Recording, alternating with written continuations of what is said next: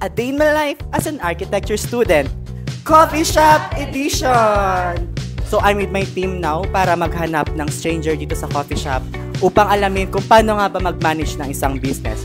And syempre, ang stranger na dapat nating makuha ay business owner. So let's go! Don't talk to this mic and I'll make you promotional video.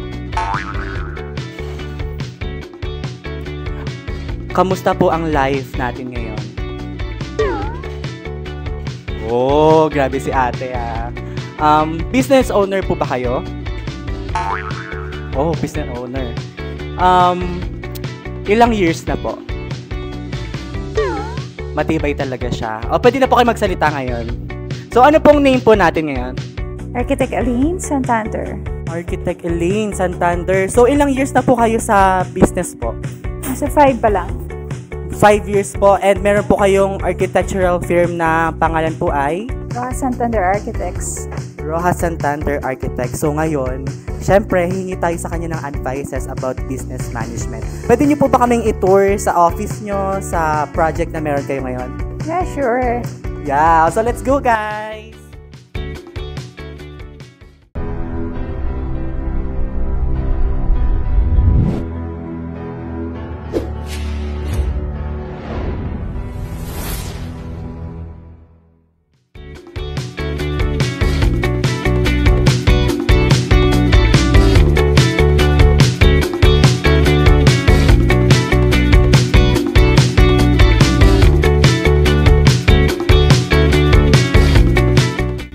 Hello everyone! So kasama na dito natin si Architect Elaine at ito yung kanilang in construction na project ngayon. So, Architect Elaine, ano po yung nakapag-pursue sa inyo at nakapag-inspire sa inyo na gumawa ng architectural firm? First of all, syempre gusto natin magkaroon ng legacy as an architect, diba? You want to, when you are not of this world na, kumbaga, may naiwan ka pa ng legacy. Diba? As architects, we dream of it. Pero what prompted me is my father's dream. Sabi niya, kasi before I was parang convenient kasi pagka-employed ka na pag-employed ka, right? No? Na meron dumarating sa'yo na every month. But sabi ng father ko, this is not what I dreamt for you. Parang gusto niya talaga is magkaroon talaga ako ng construction and design firm. Napaka-motivational nga naman talaga ng sinabi ni Architect Elaine. So yung next question ko po ma'am is, what were the biggest challenges you faced when starting your firm and how did you overcome them? Actually, I want to start as construction. Hindi lang design, but include na yung design build office na design build construction, and I was aiming for build and sell, but it was a challenge for me to get the right people. Ayun, yun yung pinaka challenging part kasi sa construction you should have the right people, the right team, the right people in your team to start with. Ayun, pagka hindi magagaling kahit pa anong ganda ng design, yes, hindi natin mapalabas yung ganda ng design pagka yung quality ng work.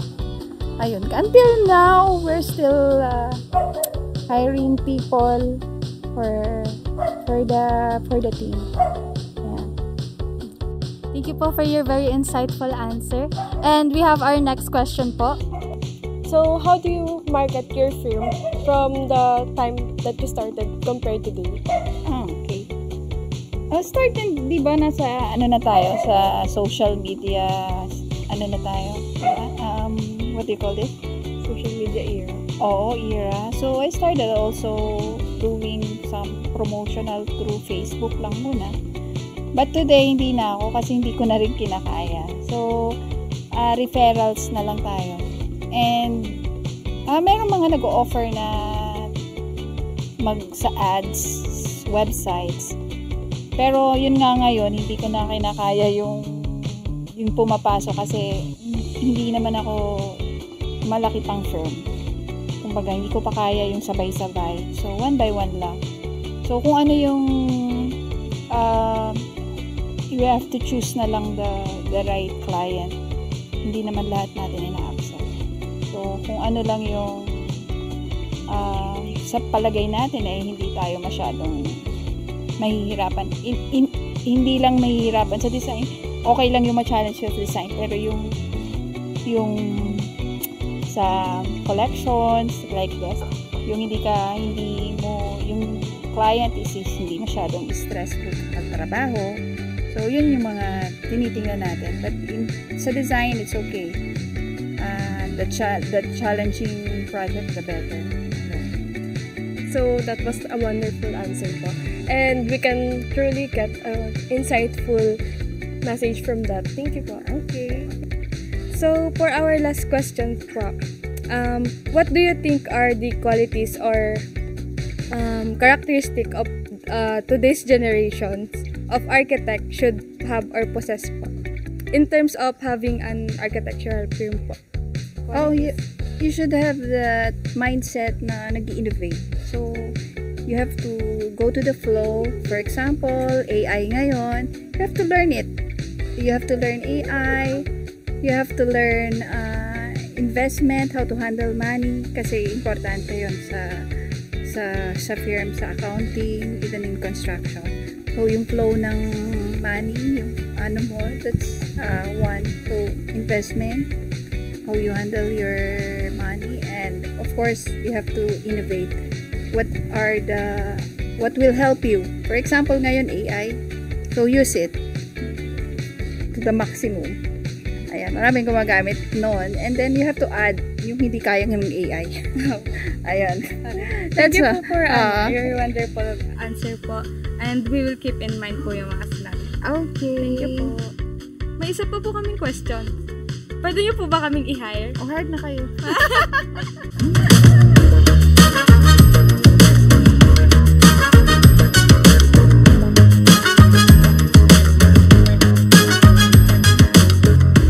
Here at Rojas Santander Architects, you dream it, we build it.